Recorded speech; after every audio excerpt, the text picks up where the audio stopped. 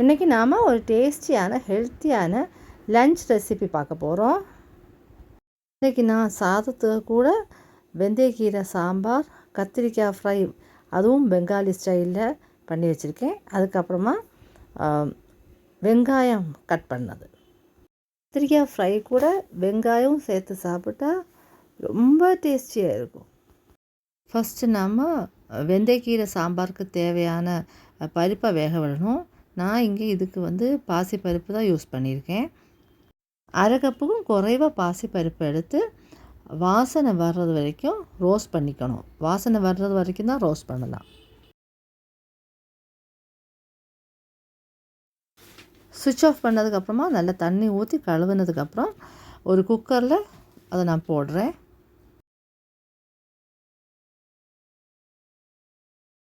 ஒரு கெட்டு வெந்தயக்கீரையை வாஷ் பண்ணி எடுத்து வச்சுருக்கேன். அதை இந்த பருப்பு கூட போடுறேன்.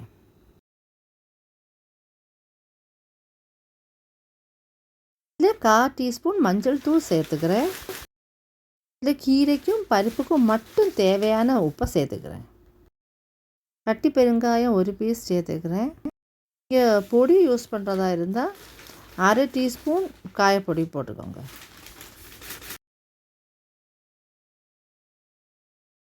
இதில் 1/2 லிட்டர் தண்ணி ஊற்றி நல்லா மிக்ஸ் பண்ணிவிட்டு அதுக்கப்புறமா மூடி போட்டு 2 விசில் வர வரைக்கும் வேக விடணும். கீரையும் பருப்பும் வேகிற நேரத்தில் நாம் கத்திரிக்காய் ஃப்ரை பண்ணிடலாம். இதுக்கு நான் ஒரு பெரிய கத்திரிக்காய் எடுத்து வச்சுருக்கேன். இந்த கத்திரிக்காய் தான் வேணும்னு இல்லை, நம்ம நாட்டு கத்திரிக்காய் கூட யூஸ் பண்ணலாம். இதை ஒரு 1/2 சென்டிமீட்டர் நீளத்துக்கு வட்டமாக கட் பண்ணிக்கோங்க.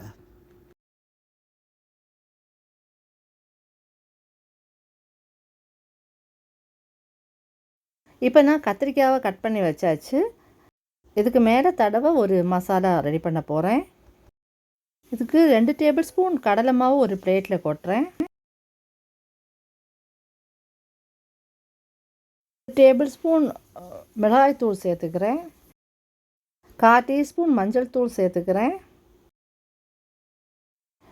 இதுக்கு தேவையான உப்பு சேர்த்துக்கிறேன். இதில் நான் இந்துப்பு தான் யூஸ் பண்ணுறேன். 2 சிட்டிகை அளவு பெருங்காயத்தூள் சேர்த்துக்கலாம். இதை நான் நல்லா மிக்ஸ் பண்ணுறேன். கட்டை எல்லாம் உடச்சி மிக்ஸ் பண்ணணும்.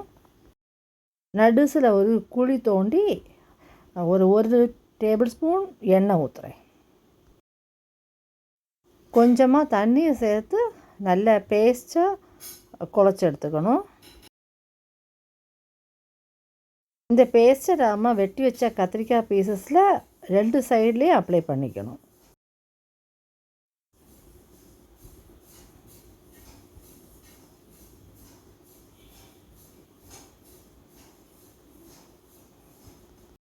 அப்படியே எல்லா பீசஸ்லேயும் தடவி வச்சுக்கோங்க.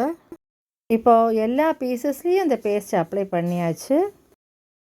ஒரு ஃப்ரை பேனில் எண்ணெய் ஊற்றி இந்த கத்திரிக்காய் பீசஸை எல்லாம் போட்டு 2 சைடும் நல்ல பொன்னிறம் ஆகிறது வரைக்கும் வறுத்து எடுத்துக்கலாம்.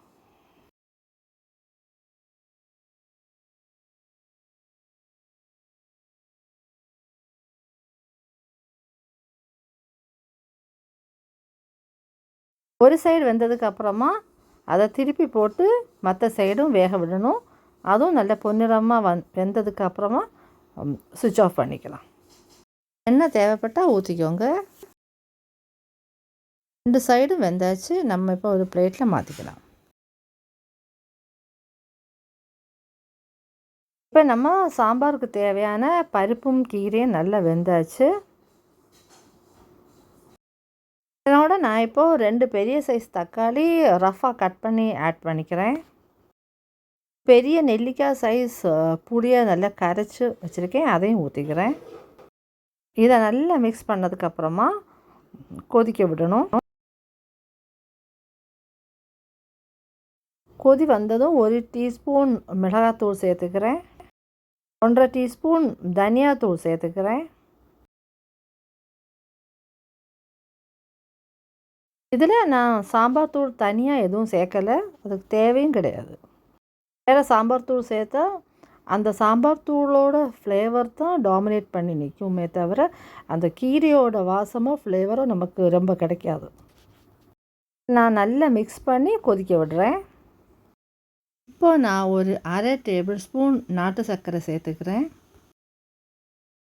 எதுக்குன்னா அந்த புளி காரம் எல்லாத்தையும் பேலன்ஸ் பண்ணுறதுக்காகத்தான். வெல்லம் சேர்க்குறது இன்னும் டேஸ்ட்டை அதிகப்படுத்தும். விருப்பம் இல்லாதவங்க போட வேண்டாம், ஆனால் போட்டால் இன்னும் டேஸ்ட் நல்லாயிருக்கும். இப்போ இதில் எல்லா சுவையும் அடங்கிடுச்சு பார்த்தீங்களா? இப்போ நல்லா கொதித்து நல்ல வாசனை வருது. அந்த கலர் சேஞ்ச் ஆகிருக்கு பார்த்தீங்களா? அது மட்டும் இல்லை, ஸ்லைட்டாக அந்த எண்ணெய் மாதிரி தெளிகிற மாதிரி இருக்குது பார்த்தீங்களா? இப்போ நாம் தாளிக்க போகிறோம். இதுக்கு நான் ஒரு ஃப்ரை பேனில் ஒரு 2 டேபிள் ஸ்பூன் தேங்காய் எண்ணெய் ஊற்றிருக்கேன். நல்லா காயட்டும். எண்ணெய் காஞ்சதும் ஒரு வத்தல் மிளகாய் கட் பண்ணி போடுறேன். அரை டீஸ்பூன் கடுகு போடுறேன். கடுகு நல்லா வெடிக்கட்டும். 1/4 டீஸ்பூன் வெந்தயம் போடுறேன். வெந்தயம் நல்ல பொன்னிறம் ஆகி வெடிக்கட்டும். கொஞ்சமாக கருவேப்பிலை போடுங்க. கருவேப்பிலை நம்ம வதக்கும்போது அந்த சத்தம் நிற்கணும். இதுக்குள்ளே தண்ணி இருக்கிற சத்தம் நிற்கணும். இதில் 7 சின்ன உள்ளி வெட்டி வச்சுருக்கேன், அதையும் ஆட் பண்ணிக்கிறேன். அடுத்தது ஒரு பச்சை மிளகாய் கீறி வச்சுருக்கேன், அதையும் ஆட் பண்ணிக்கிறேன். உள்ளி பொன்னிறம் ஆகிறது வரைக்கும் வதக்கிக்கணும். இது ரெடி ஆகிடுச்சு. இதை எடுத்து நான் இனி இந்த சாம்பாரில் கொட்ட போகிறேன்.